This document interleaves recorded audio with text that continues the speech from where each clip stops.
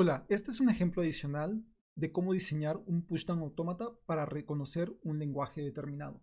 En este caso, el ejemplo que estamos resolviendo es para este lenguaje, donde tenemos un número de repeticiones i del carácter a, seguido de un número j del carácter b, seguido del mismo número i del carácter c. Es decir, hay el mismo número de caracteres a que caracteres c, y un número arbitrario de caracteres b.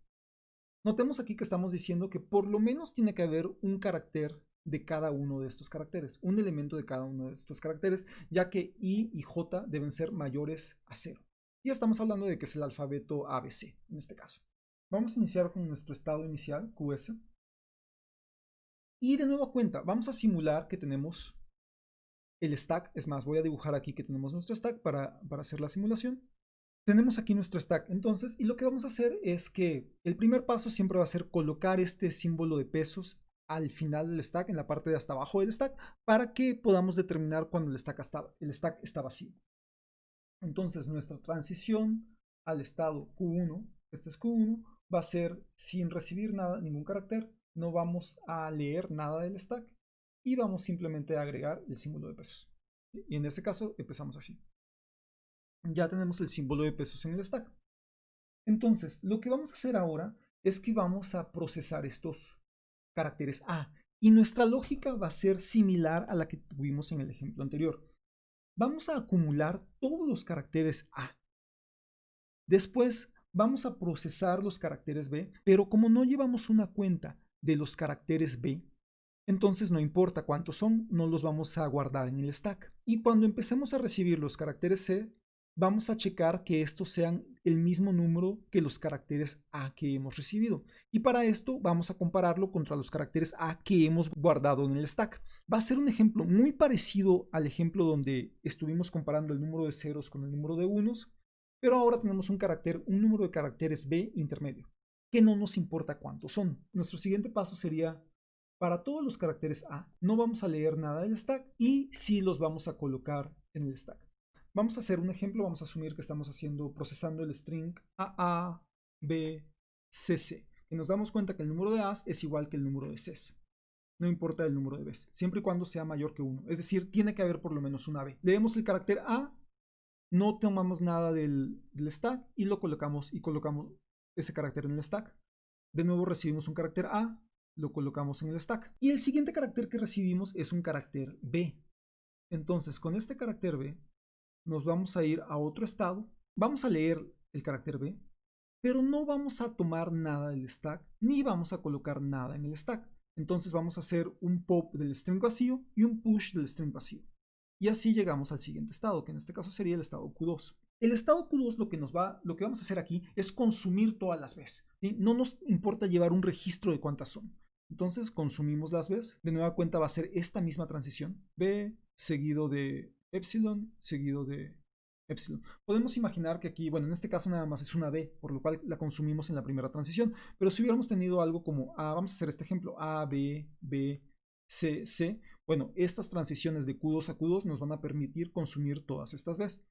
Entonces, llegamos al estado Q2 consumiendo esta B, bueno, recibiendo esta B. Luego aquí, en el estado Q2, leímos esta B. Y luego vamos a empezar a recibir las Cs. De nueva cuenta, notemos, tiene que haber por lo menos una C, dado que I y J son mayores que 0. Entonces va a haber una transición hacia otro estado que vamos a llamar Q3, donde va a ser con una C. Lo que vamos a hacer es compararlo con el número de A's que están en el stack. En este caso queremos verificar que el número de C's de caracteres C sea igual que el número de caracteres A. Entonces vamos a leer, recibimos una C y lo que vamos a hacer es hacer un pop de las A's que hay en el stack. Hacemos un pop de la A y dejamos el stack en esa posición vacía. No colocamos nada en el stack, es decir, hacemos un pop de esta A. Y estando aquí en el estado Q3 vamos a continuar con este proceso. Vamos a leer caracteres C, hacer un pop de las A's que están en el stack y no colocar nada en el stack. Y de esta forma llegamos al final de este string y nuestro stack estará vacío. Entonces sería, analizando, nuestra siguiente transición sería con el string vacío, epsilon, pero haciendo una lectura de un símbolo de pesos en el stack y después podemos dejar el stack vacío si quisiéramos. y este sería nuestro estado final. De esta forma validamos que el número de Cs es igual al número de caracteres A. Y la parte de las Bs pues realmente no nos importa. Si solamente es una B, llegamos al estado Q2 y de ahí nos vamos directamente a procesar las Cs. Por ejemplo, ¿qué pasaría si tenemos el string A, B, vamos a decir ABC? Que este sería el string más pequeño que podría aceptar esta máquina, el string más pequeño de este lenguaje. De nueva cuenta vamos a hacer el ejemplo, vamos a procesarlo, a hacer la simulación, donde colocamos el símbolo de pesos al final del stack, colocamos una A, hacemos un push de una A. En el momento que recibimos una B, no hacemos nada, simplemente avanzamos, recibimos la B y llegamos al siguiente estado. Y el siguiente estado, recibimos una C. Cuando recibimos esta C, vamos a hacer un pop de esta A, es decir, retiramos esta A del stack y llegamos al estado Q3, donde el estado Q3 sigue procesando Cs, pero como ya no hay ninguna C y el stack ya está vacío, entonces con el string vacío se iría directamente al estado final. Y este string efectivamente es aceptado. Hagamos un ejemplo de un string que no sería aceptado. Vamos a decir A, B, C, C, por ejemplo. Este string no pertenece a este lenguaje porque el número de A's es diferente que el número de C's. Vamos a hacer la simulación. De nueva cuenta, agregamos el símbolo de pesos, procesamos las A's y las agregamos al stack, agregamos esta A. Después esta B nos va a llevar al estado Q2 sin hacer cambios en el stack y luego recibimos la primera C. La primera C nos indica cuando recibamos una C, hacemos un pop de la A, quitamos esta A y no colocamos nada en el stack, es decir, simplemente hacemos el pop y el stack está en esta forma. Y ahora la siguiente transición, veamos, hay una transición definida que es cuando tenemos una C, estamos recibiendo una C, pero debemos esperar una A en el stack y en este caso no tenemos una A, lo que tenemos en el stack, el siguiente carácter es este símbolo de pesos, el único carácter que está en el stack y vemos que no hay una transición definida porque la transición definida cuando el stack tiene un símbolo de pesos es con el string vacío, es decir, cuando ya acabamos de consumir el string. Por lo tanto, no hay una transición definida desde Q3 donde el carácter leído sea una C y el carácter en el stack sea un símbolo de pesos. Por lo tanto, este cómputo muere, no continúa, hace un crash y este string no es aceptado. Tal como esperaríamos, derivado de que nuestro lenguaje requiere que haya el mismo número de A que el número de Cs. Y esta es la forma en la que podemos evaluar que si estos strings están dentro del lenguaje o están reconocidos por esta máquina que acabamos de diseñar. Ahora, ¿cómo le haríamos si quisiéramos diseñar de nueva cuenta una máquina muy parecida a esta, al de este lenguaje? Pero ahora aceptemos que I y J puedan ser iguales a 0. ¿Qué tendríamos que modificar de esta máquina? Y los invito a que pausen el video, intenten resolverlo y después continuamos y lo resolvemos. Para resolver este problema, el punto crítico que hay que recordar es que estamos diseñando pushdown autómatas no deterministas. Desde el principio dijimos que es como una NFA, como una máquina de estados no determinista, pero con este stack, este acceso a memoria. Entonces podemos hacer uso de esa propiedad para que la máquina de estados genere cómputos paralelos de tal forma que nos permita tomar la ruta de cómputo correcta para reconocer el string que estamos procesando. Vamos a hacerlo. Empezaríamos de forma muy similar al ejemplo que tenemos del lado izquierdo. Empezamos con nuestro estado inicial y lo primero que vamos a hacer es colocar el símbolo de pesos en el stack. Como siempre vamos a asumir que estamos procesando un ejemplo en particular. Vamos a decir AA, CC. En este caso no tenemos Bs. Vamos a repetir aquí, vamos a procesar primero las A's. Vamos a acumularlas y guardarlas en el stack. Hasta ahí no hay nada diferente. Vamos a leer una A, no vamos a leer nada del stack y vamos a acumular dicha A. Entonces, al momento de procesar este carácter A, lo mandamos al stack. Y continuamos. Seguimos recibimos un carácter A aquí, lo leemos y lo mandamos al stack. ¿Y ahora qué pasa? No podemos hacer la transición con una B como hicimos en este ejemplo del lado izquierdo, donde por lo menos teníamos que tener un elemento de A, uno de B y uno de C. En este caso pueden ser 0 y aquí no tenemos Bs. Y es aquí donde tenemos que pensar de forma no determinista. Vamos a decir que la máquina va a hacer una opción, va a calcular todas las posibilidades de transición en forma paralela, pero uno de estos cómputos va a ser el correcto para irnos al siguiente estado. Y esta transición entonces va a estar dada por un empty string, por epsilon.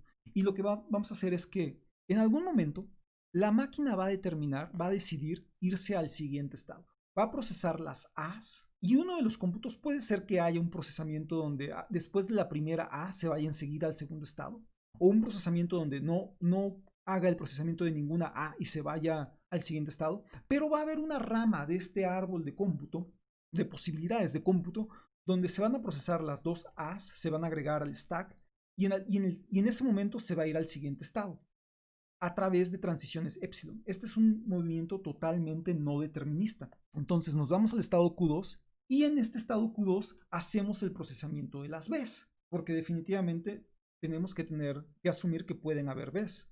Entonces lo que vamos a hacer, de nueva cuenta, no nos interesa cuántas B's haya, por lo tanto nada más vamos a leer las B's, no vamos a quitar nada del stack y no vamos a cambiar el stack, no vamos a hacer un push en el stack.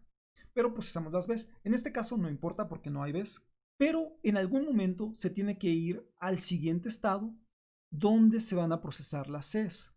Y de nuevo va a ser una transición a través de strings vacíos. Y entonces tenemos que a través de algún cómputo en algún momento se va a ir y va a ser el correcto en caso de que el string pertenezca a este lenguaje.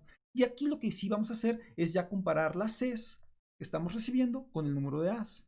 Entonces lo que hacemos es comparar las C's, ya estamos leyendo esta C. Lo que vamos a hacer es leemos una C, hacemos un pop de una A, la quitamos de aquí y no colocamos nada en el stack. Entonces borramos esta A, la quitamos, procesamos la siguiente C, que es esta. Seguimos aquí en esta transición de Q3 a Q3 leyendo Cs y haciendo pops de As. Quitamos esta A. Y aquí ya terminamos de procesar. Y ahora la forma de terminar va a ser igual a como terminamos la máquina anterior, donde nos vamos a ir al estado final con una transición que va a ser del string vacío. Vamos a leer del stack el símbolo de pesos y no vamos a colocar nada. Y de esta forma diseñamos una máquina de tipo pushdown automaton que es estrictamente no determinista porque hace uso de estas transiciones a través de símbolos vacíos, de strings vacíos, para poder procesar este tipo de strings donde puede ser que no haya ciertos caracteres. La restricción sigue siendo de que el número de A's sea igual al número de C's.